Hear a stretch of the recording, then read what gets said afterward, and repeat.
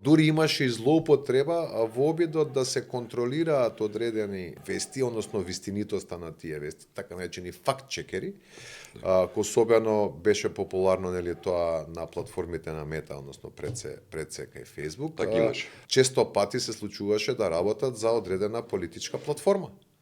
Односно да ја помагаат на одредена политичка опција со тоа што ќе банираат, ќе се обидат да цензурираат вести кои што не одговара на таа политичка партија.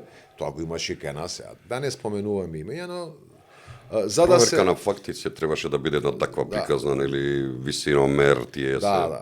Отприка некој кој што треба да го прават, ама не го прават. За да се случи на крај самиот Марк Цукерберг да ги укине тие затоа што си дека тие всушност стана политички алатки.